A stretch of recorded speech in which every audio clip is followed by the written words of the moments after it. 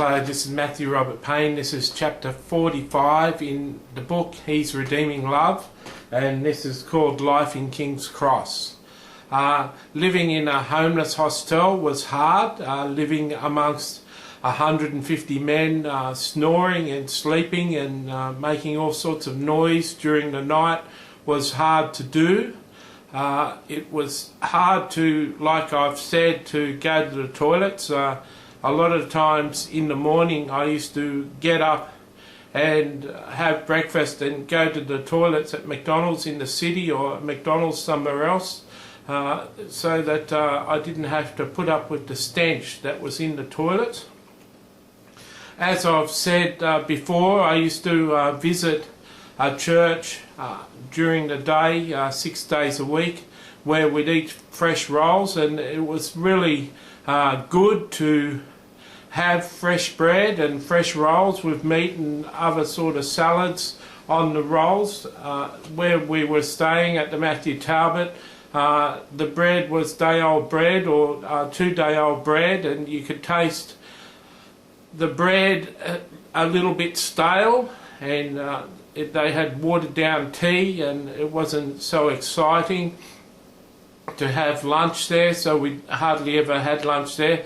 At the Matthew Talbot, I met a Maori guy called Tama, T-A-M-A, and he'd met me when I was in Coffs Harbour one time. I'd shared my testimony at a Baptist church, and he was there that day and was affected by it. And when I was in the homeless hostel, the Matthew Talbot, Tama came up to me one day and said he remembers me from Coffs Harbour, and was I the person who gave his testimony at Coffs Harbour? I said I was, and we became friends, me and Tama.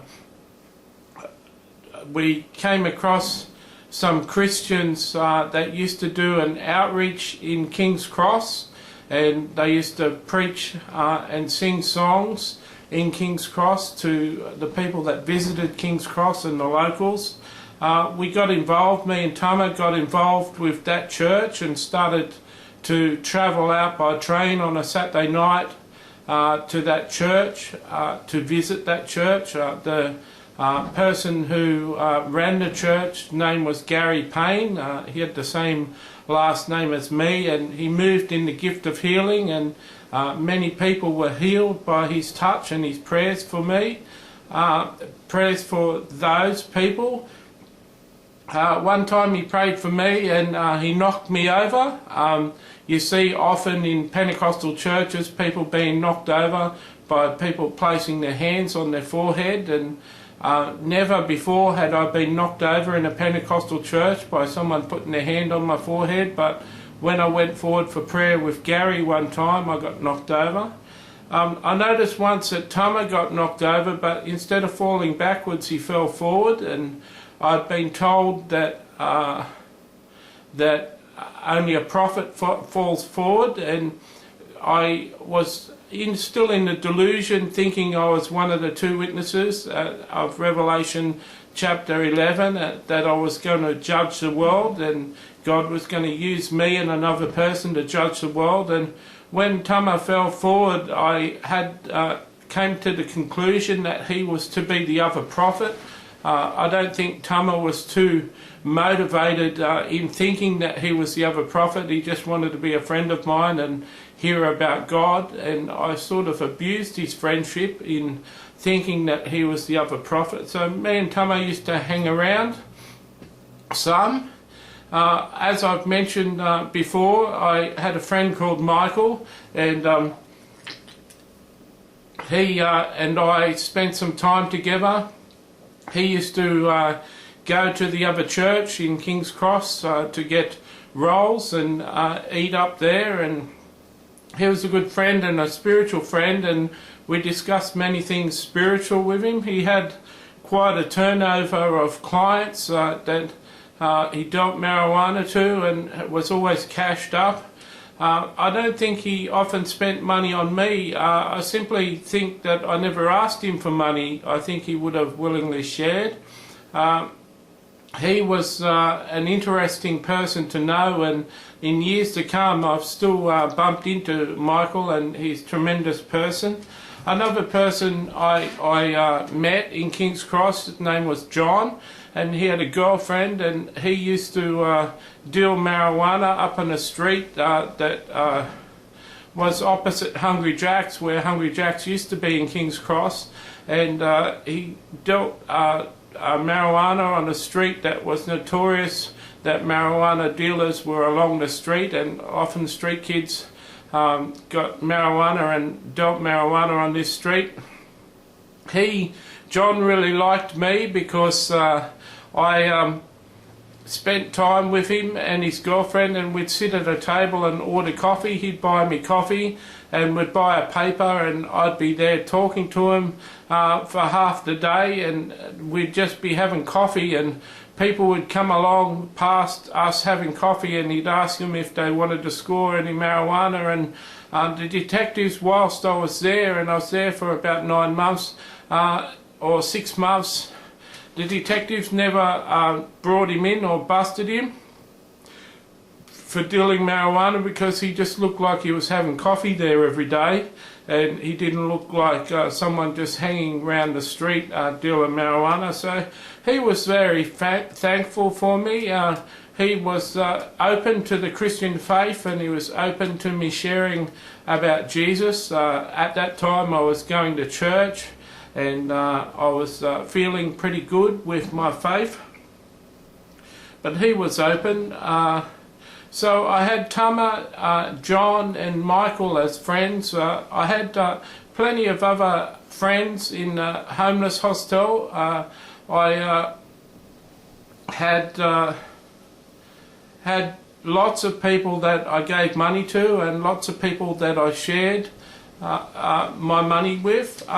Before I shared, in an earlier chapter, I shared that the guys in King's Cross from the strip joint beat me up, and there were 3 of them around me kicking me. I said at that time that angels probably had grabbed their arms and stopped them from catching me as I got up and ran to the police station, but I didn't mention what happened on the ground. When I was on the ground and the 3 of them were kicking me, I found out later, when asking Jesus, that 2 angels had laid either side of me and were taking the blows of their kicks. When they were kicking me, they were taking the blows of the kicks, so none of the kicks really damaged me. I ended up with some bruised ribs, but I should have been unconscious with the amount of kicks that were coming into me, and this must have perplexed them. So whilst I was in King's Cross for another 6 months to a year, I spent another 6 months even after I moved out of the hostel there.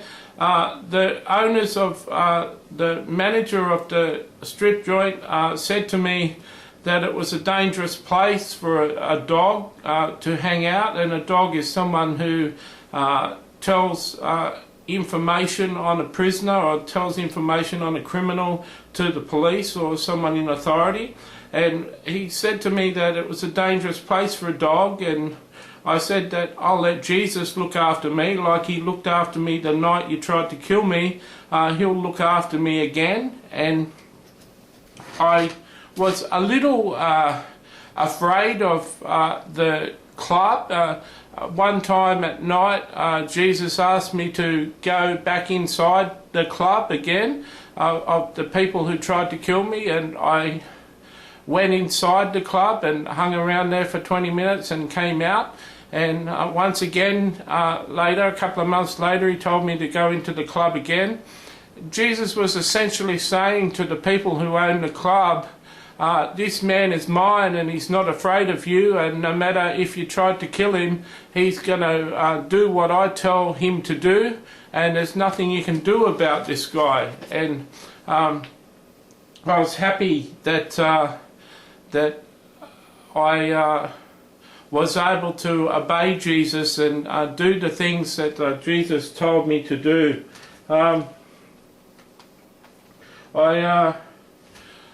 I had a good time in King's Cross. I developed a lot of friends food was easy to get. I used to share my money with the other homeless in King's Cross. Within 2 days of me getting paid my unemployment benefits, I used to have all my money given out to the homeless. They'd ask for $2 and $5 and all sorts of money, and I used to share all my money, and I used to be able to live on food for free after I'd paid my rent. And so I knew quite a few people there. I knew quite a few guys who were happy to get money off me and became friends. And one situation there, I thought I was one of the 2 witnesses, and I thought I had to kill people with a curse. It said fire would come out of the 2 witnesses' mouth, and this is how they were to be killed. And rather than literal fire, I thought that the fire that came out of my mouth would be a curse. So one time a guy made me annoyed, and I cursed him. I said, within a month you'll be dead. And he walked towards me. He said, today you'll die.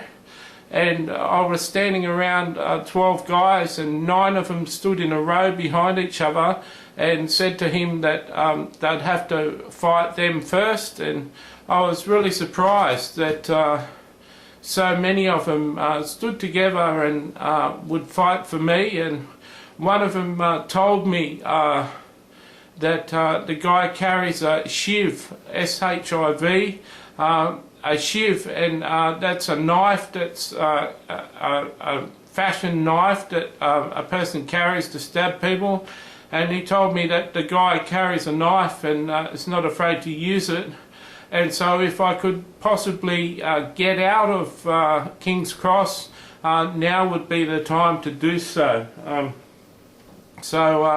That ended my time in the cross. But King's Cross was alive when I found, being a local in King's Cross, I found out I found out information within 10 or 15 minutes of it happening. A prostitute would die of an overdose in King's Cross, and within 15 minutes I'd hear about it.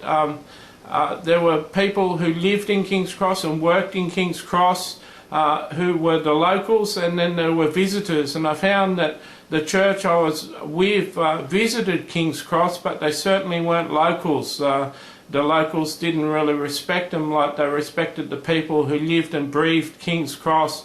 And I found that that's a bit of a message that you could send to Christians if they want to do outreach in red light districts or districts with street walking prostitutes. They'd be better off hanging in the locations and buying the prostitutes coffee and getting to know the prostitutes one-on-one, rather than setting up camp and trying to witness to them all on the side of the street and never getting to know the locals. So I found I was loved by many of the locals. At the end of the year, they were having New Year's Eve celebration, and I was still commanded to be part of King's Cross up until that time. And they were having a New Year's celebration, and everyone was kissing and hugging each other. Prostitutes were going up the street hugging everyone they knew and kissing them. And the bouncer who ordered the hit on me that tried to kill me, that I called a dog, he came up to me and shook my hand and gave me a hug. And he said, we're friends again. And I said, I love you, brother, always loved you. And he says, I know. And after I gave him the hug, Jesus said, it's time for you to leave King's Cross. God bless.